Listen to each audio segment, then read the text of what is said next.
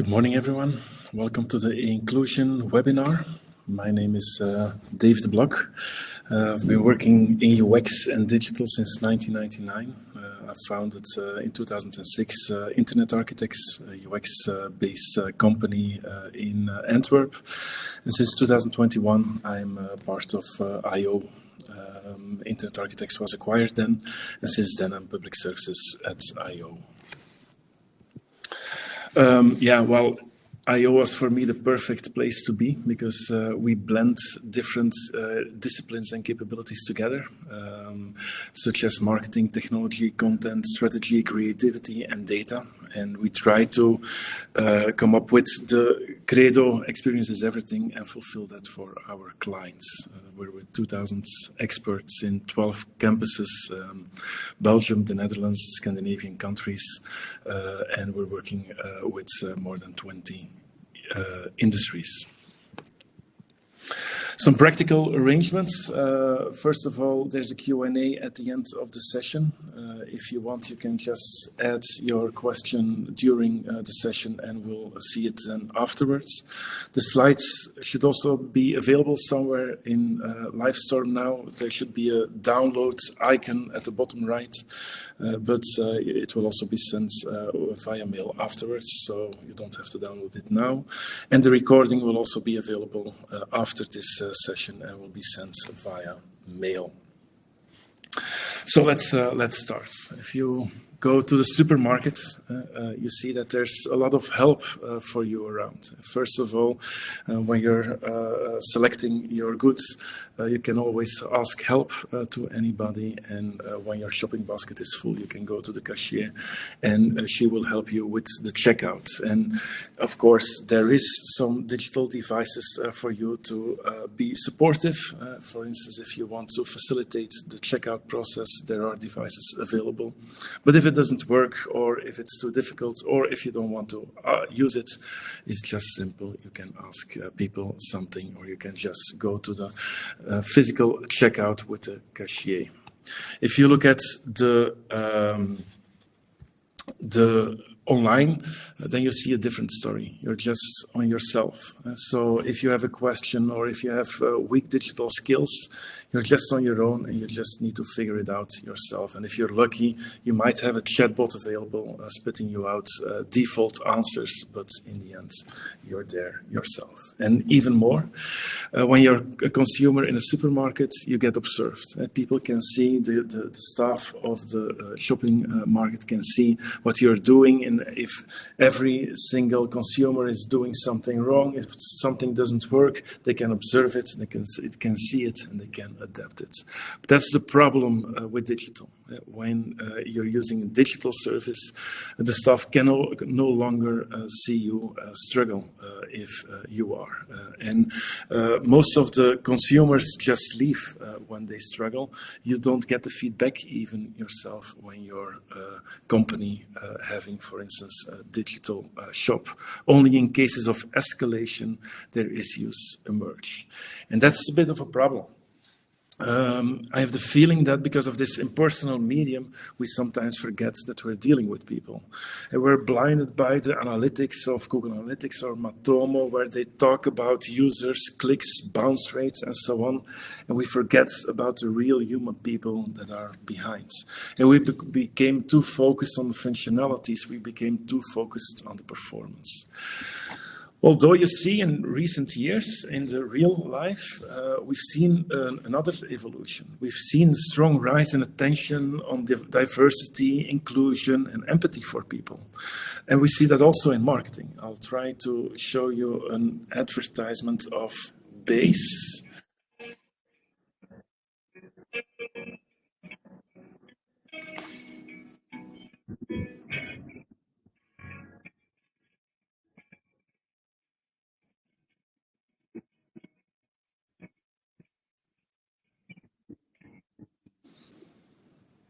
This is not at all as it was in the past. In the past, you saw a perfect family sitting together, very happy, and talk about the very nice app that Base just launched. And now it was a son with the syndrome of Down talking to his father and saying that he will take care of himself. And that's something that is new. Base want to show here that they have a very usable app, not only for the common people, but also for people such as the syndrome, such as having the syndrome of Down. And this illustrates perfectly what we sometimes forget. Not all people fit the mold. The average user doesn't exist, so there is no ideal customer journey that we're constantly looking for as designers and as digital experts. During the design process, we often assume that our user has everything to flawlessly execute our ideal customer journey. He has the right infrastructure to do so. He has the right computer or smartphone to do so. He has the right context to consume the app or the website in a decent way. And he has all the capabilities he needs to access our website or application in a good way. But that's not at all the case. Because even more than 4 out of 10 Belgians are digitally vulnerable, have a problem with using websites, applications, and all digital interactions whatsoever.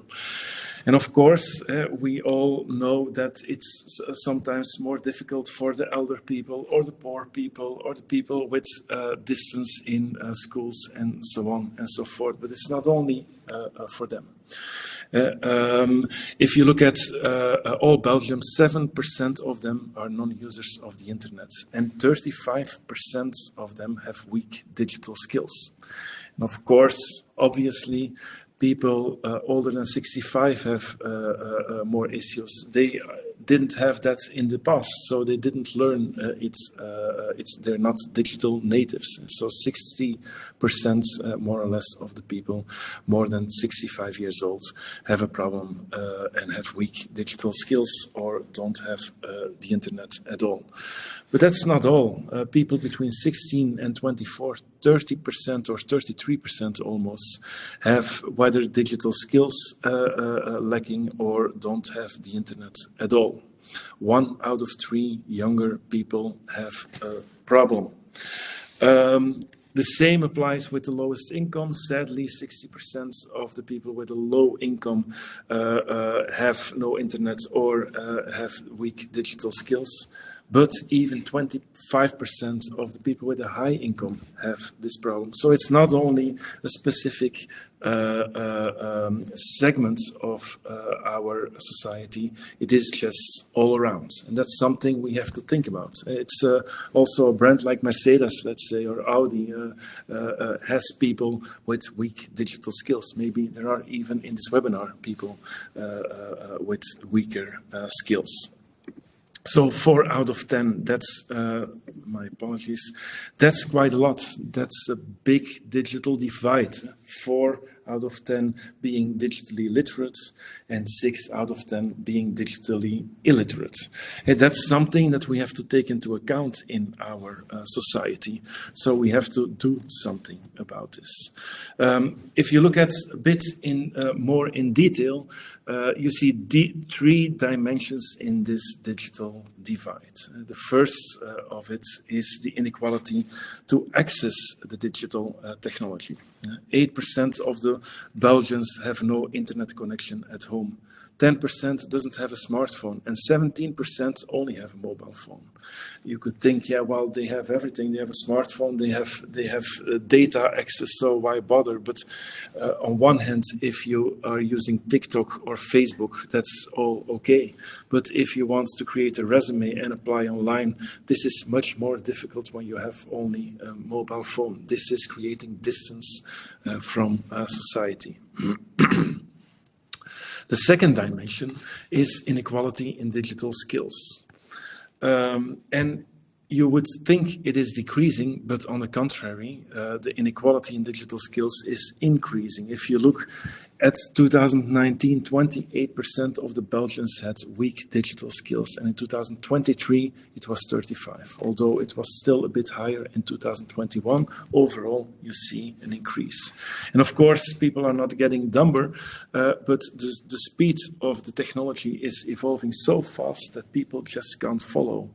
It is people that were in the past digital native are also becoming digital by effort now, because everything is evolving at such a fast pace. Think about AI. Although it has the fastest speed of penetration as a technology ever, it creates yet another big gap to jump over for the people with weak digital skills. And people who will embrace AI will be able to move much more efficient through the digital society. So the ones that cannot do that will only have a bigger gap between the ones that can.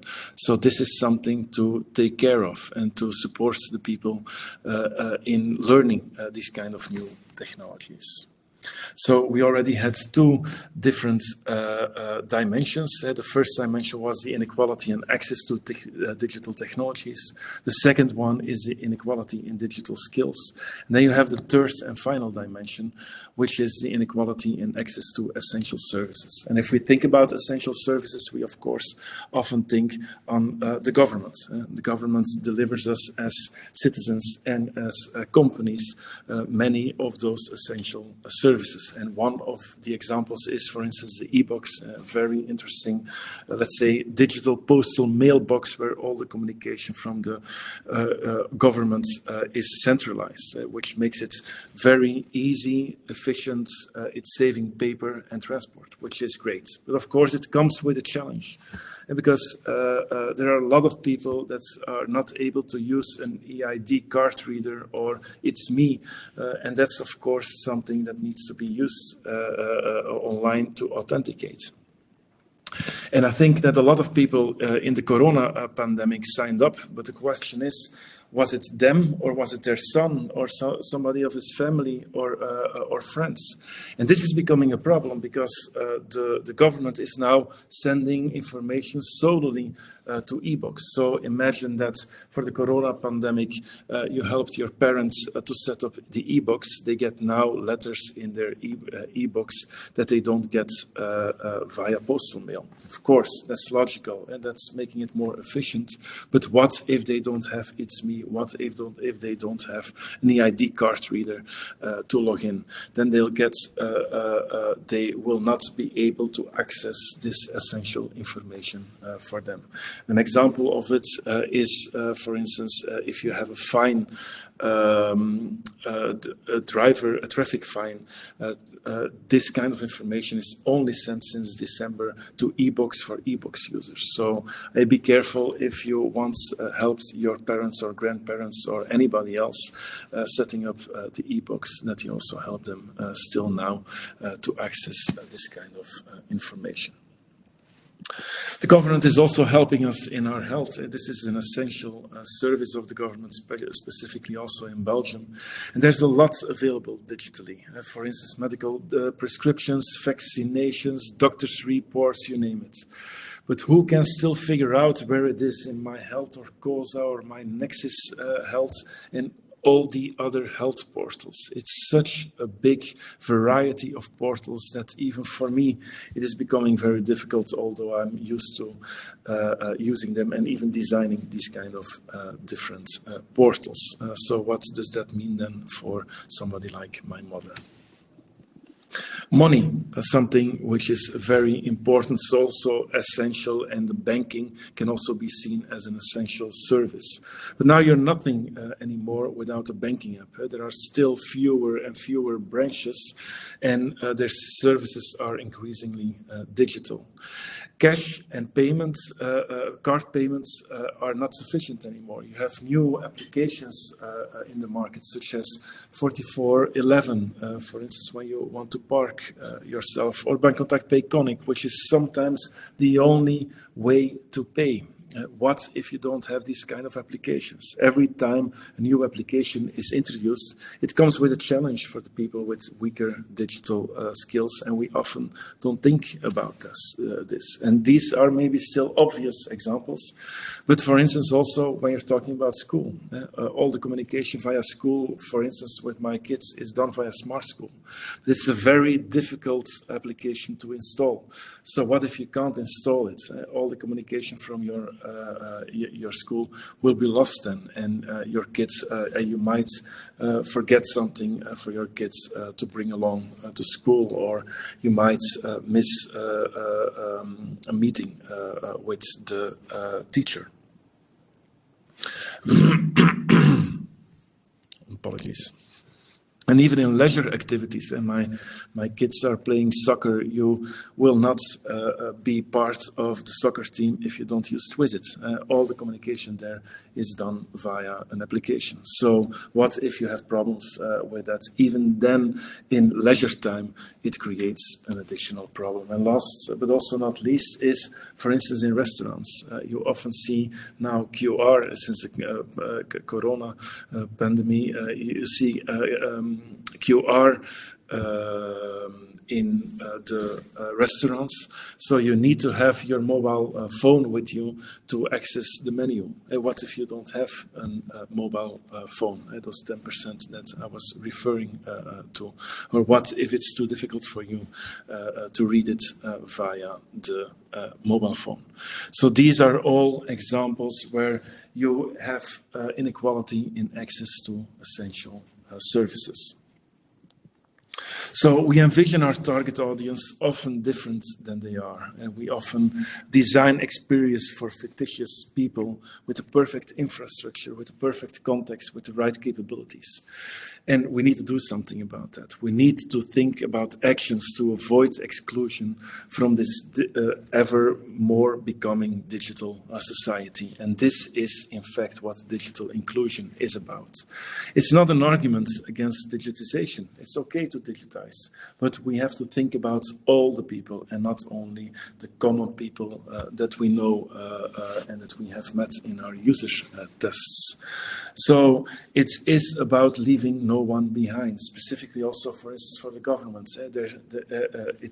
All of them are citizens, also the 4 out of 10 that have a weak digital skill. We need to think about them. And as said, it's not only the 4 out of 10, it can also become you or me in the coming time when new technologies are arising, and when at a certain point in time you just can't follow because of the speed of the technology. Which brand can still afford to neglect 4 out of 10 people, which is also probably 4 out of 10 in their customer base? It's not an edge case anymore. It's more about your install base. We need to start designing for real people, not for the personas that we have invented. And personas used to be a good thing. It was also a way to think about your end user and to get empathy of your end user. But the persona is not the real person. Think about that. And if you create personas, also please pick out personas that are representing those 4 out of 10 that have weak digital skills. And of course, this is not really easy. You cannot do everything all at once. It will take some time to do so. So it's better to start with quick wins than hope for a big bang. Make sure that you create progression and that you're moving in the right direction. It doesn't have to be all that difficult. You probably already have people in your team who can get you started right away. Think about UX designers, copywriters, graphic designers, developers. They can all contribute. You don't have to have a doctorate in inclusion to be part of the creation of a better online environment. At I/O, we try to do it step by step and very pragmatically. We do this in 3 areas, and each linked to 3 different actions. So in total, we have 9 actions to get started. And the 3 areas are as follows. First of all, you have everything which has to do with user experience design. How can the user experience design support a good accessibility for the people that are digitally weak. The second is about the service itself and designing the service in a better way. And the third is an important one, is making sure that your organization is also going along with that. Because if your organization doesn't understand it or doesn't believe it or doesn't know it, they will also not spend the right budgets to invest in it. First and foremost is see your audience. Research and test with real people. We tend to design online experiences, as already said, for the idealized version of our customers, with the right infrastructure, the right context, and the right capacity to reach their goals. But there can be something wrong, let's say, with all the 3. They might not have the right infrastructure. They might be in another context that you envisioned, or they might have just weak digital skills, which you have to take into account. So we need to go for a more realistic view, and that can only be done when you see those people and when you involve the real users in your design process. And be careful, don't only take the people from the basic test panels, because most of the time they are digitally aware. They're not the weak ones, but there are testing panels that can help you with getting the people with weaker digital skills also in your testing team. And here you see a couple of pictures that are taken in real user tests at a certain point in time with one of our clients that is in the food industry. And this is not the scene that you would expect in a regular persona exercise. And also even often in a research test, it is done in a lab. It's done in an idealized world where you have the computer near you that you've always wanted, that you have a context of focus so that it is easier to perform the task, and where you have often the wrong people there because they're digitally aware and you don't see the people struggling with your application. And you can see, for instance, here, one of the people that we tested had a smartphone, but he only used it, he got it from his sister because she wanted to talk with him via WhatsApp. And our researcher was very astonished that although he had all the digital tools, he was not used to use them in business-to-business environment, let's say. And if you look at the right bottom, this is a desk of people working in. This is not something that we would see in stock images. We also have to take into account that the context is not always that neat that we would expect. So first of all, research and test with real people. It's very important. Secondly is use clear language. There's a standard that categorizes people based on their language proficiency. And if you're in A, then you have a low proficiency. If you're in C, then you have a high proficiency. There's a Dutch study that shows that 65% of the Dutch people are in B. So they have an average, let's say, language proficiency.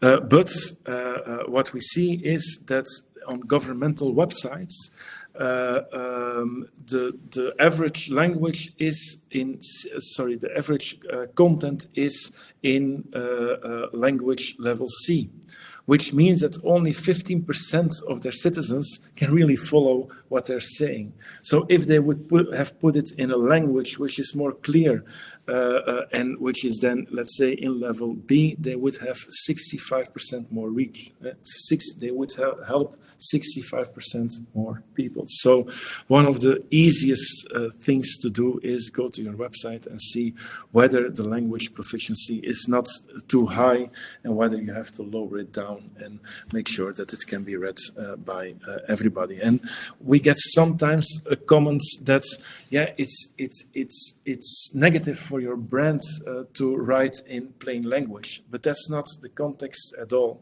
People appreciate plain language and even more if they have a higher education. For instance, there was research with lawyers that showed that they are sick of reading difficult texts. They're doing it all the time. They just also want to get some peace in their mind. So the easier the language, the better they think it is. So it's not dumbing down, it's opening up your content and make sure that you're reachable for much more people. So in user experience design, there's still one to talk about, and that's accessibility, of course. And luckily, in accessibility, you see that there's much more attention on this domain, and specifically also in the government, where you see that they're working already on accessible websites for many, many years. And of course, it's important because more than 100 million persons with disabilities are living in the European Union. This is 20% of the number of people. And there are many different disabilities.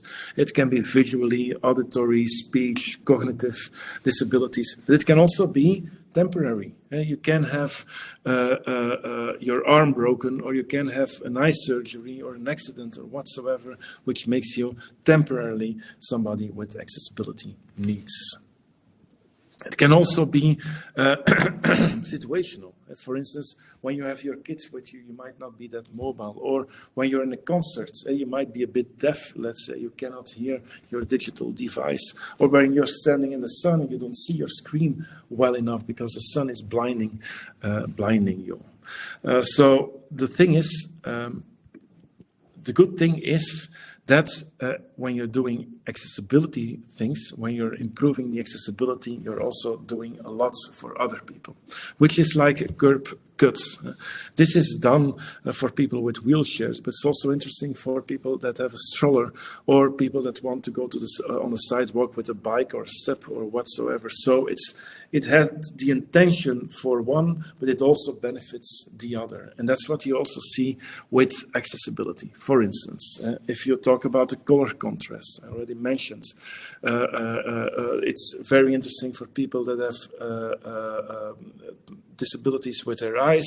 But it's also very interesting when you're standing in the sun, because then you can see the screen much better. Or when you're talking about video and subtitles, that's very good for people that are deaf, but it's also interesting when you're in a train or when you're at work and you cannot put the audio on. Or alt images on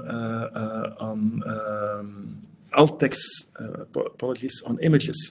This is interesting for people that are using screen readers, but it's also interesting for your SEO on Google.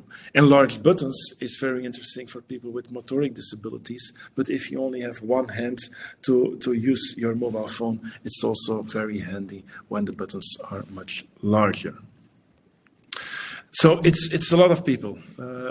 It's estimated that there's 1.85 billion people with disabilities, which is bigger than China. So we're talking about a lot of people, and you lose a lot of potential when you are not taking accessibility into account. And specifically because they're also quite critical about that. 70% of disabled customers with accessibility needs will click away from a website when they find it difficult to use. And it's not only them, but it's their friends, it's their family that will hear about it and then might not use your website or your shop or whatever anymore. So take that into account, and if you're not doing it only for them, take into account that also for Google it is very important. If you have an accessible website, your website will definitely show up higher than when you don't have it. It's also interesting for the findability of your website. Also, the internal information architecture will be done much better because you will make the right use of headers and so on and so forth. And from a usability point of view, accessibility heuristics also help you in the improvement of the usability. But if you are not interested in what I'm saying, you have to do it anyway, because the law will also ask it to you. As of mid next year, the European Accessibility Act will be in place.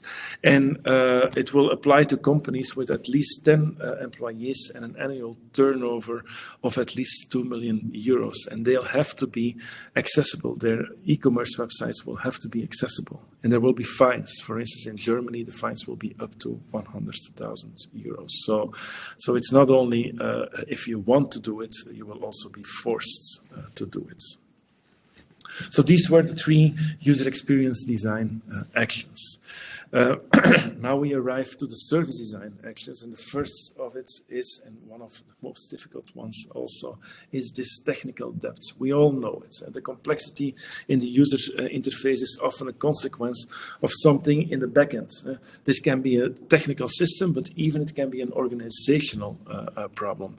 And those legacy IT systems can be a big bottleneck of good digitization.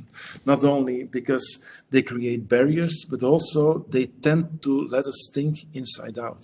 We start thinking in a way from a technical perspective rather than from a user perspective. And technical debt is a bit like having square wheels on your bike. It makes you very difficult to drive, but also in the end, in the evening, you're too tired because of this driving to do something about it. And be careful of that.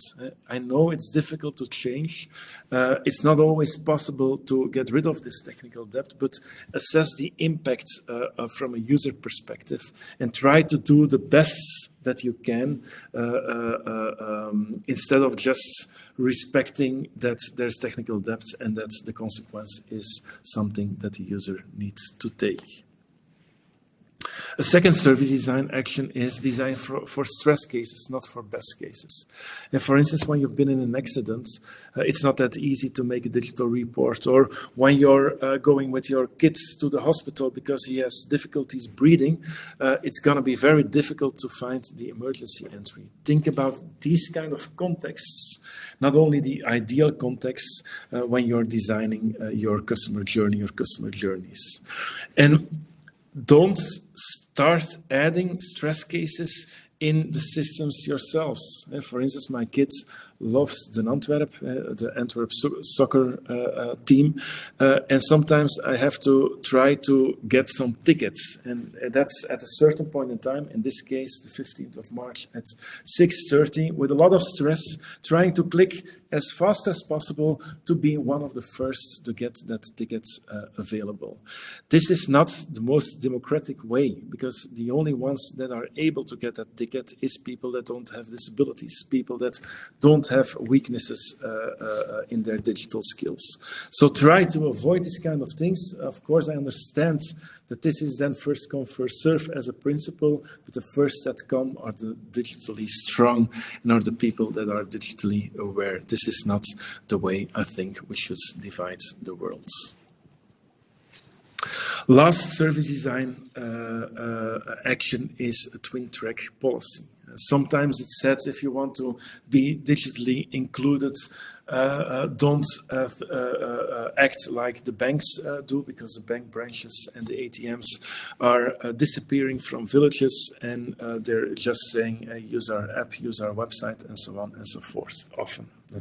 But there is a possibility. For instance, an Irish bank proves that it can be different, and they have a mobile bank branch, let's say, a physical one that is going from village to village. So at a certain point in time in the week, people can go to this mobile bank branch and really get a physical contact and be able to talk with somebody of the staff of the bank. So this is maybe a possibility also in your company to develop a physical twin instead of the digital twin if you are working in a digital first way. We've been talking about doing research, but of course, if you do research and you're not talking about it in the organization, you will not be able to change the way the organization is thinking. You will not be able to change the mentality of your organization. So the first management action is create empathy in the organization. Do these user tests, record them, show them, make sure that people see the pictures, invite them in the user test, do co-creation sessions, make sure that your management, your developers, your designers, your marketing departments, the communication department, make sure that they really see who those people really are. And if possible, try to confront the internal opinion with the reality of the user. I understand this is quite an abstract slide, but this is the result of an exercise that we did for a Belgian retailer. And that Belgian retailer has a gift registry as its core business. And we did some research to see what kind of tasks were the most important, what kind of functionalities were the most important in this gift registry service for the user. And you can see that here in red. This is the first task is very important, and you see it's diminishing and decreasing. But we also asked the internal people, the staff, how they think about it, how they perceive it, what would the user think is important and not important. And what you see is that here in the blue, and you see that there is an underestimation of the first 1, 2, 3, 4, 5 tasks, which means that this organization is not investing enough in these tasks, and that there's an overestimation of the importance in task 6 and 7. Bluntly, it means that in the first 5 tasks, they are not spending enough, and in the 6th and the 7th task, they are investing way too much. And that's what we also saw, because they started investing in the 2nd task, because that task was not supported at that point in time, and their turnover increased by 10% overnight. And so making sure that the empathy is growing, because this was a management decision to be taken. It's not only the designer that had to take that. Make sure that the empathy towards the user is growing, helps you in defining, defending, and creating your business. As already mentioned, start small, go for progress, aim for short-term wins to gain buy-in in the organization. Work on your plain language, as I mentioned, or improve the accessibility, or improve your usability. Make sure that you address significant barriers and show it to your organization that it works. Because in that way, you're not only fostering empathy, but you can also create a coalition of the willing. And if you really want to make sure that you succeed in being a digitally inclusive organization, you will have to have this coalition of the willing to convince all the others.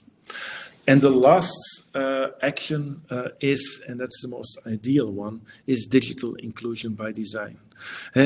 Initially, Tim Berners-Lee said that the power of the web is in its universality, that it should be accessed by everyone regardless of disability. And that was an essential aspect in his mind. And it's about time that we make it happen. You can only make that happen when you're working on something new, that you think about digital inclusion as of in the beginning.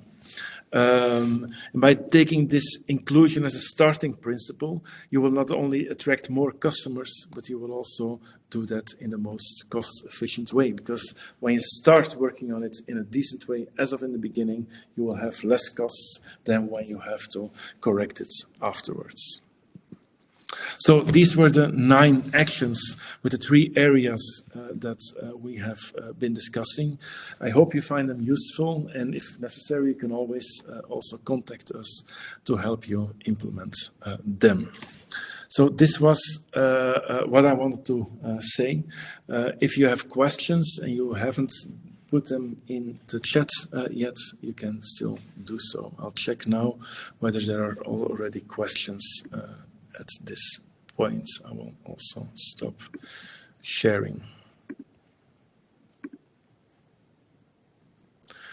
Let me see where I can find it.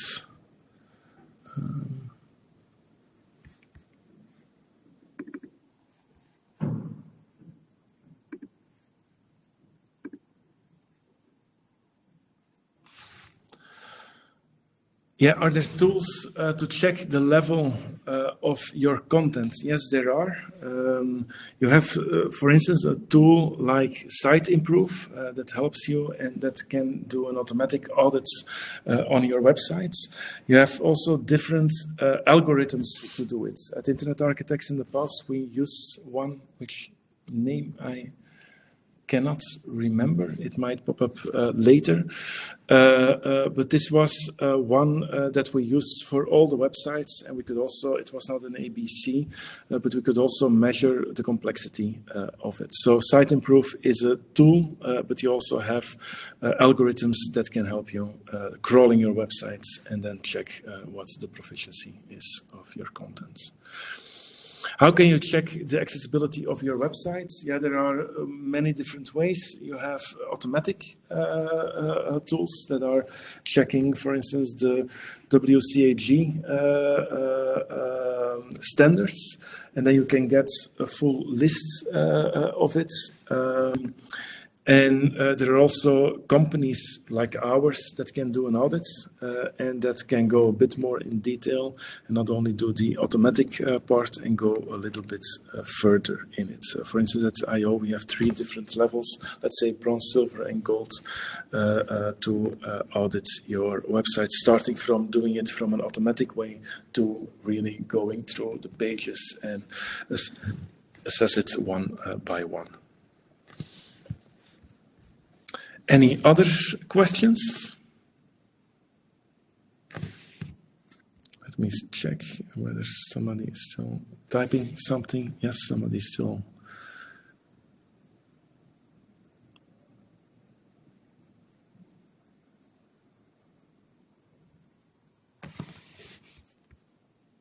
I also had a question. I also do this presentation in a physical world. I also had a question before about how to design for stress cases.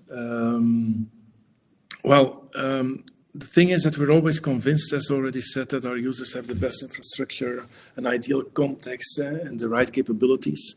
And we often test touch points in that way, often in usability labs to make it in a completely synthetic, let's say, environment. The fact that we observe people create already some of the context, and the regular test panels also doesn't help us because they give us the people that are digitally aware. So if you really want to design for stress cases, don't manipulate the infrastructure and the context too much. Include test persons with low digital skills, and maybe even add a number of tests with some time pressure, for instance, or any other pressure, or some confusion or whatever, to see whether this brings people out of their focus.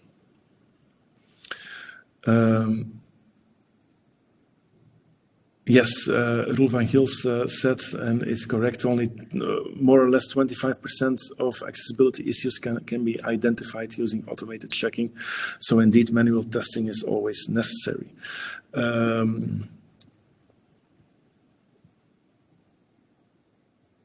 Okay, I think that was it.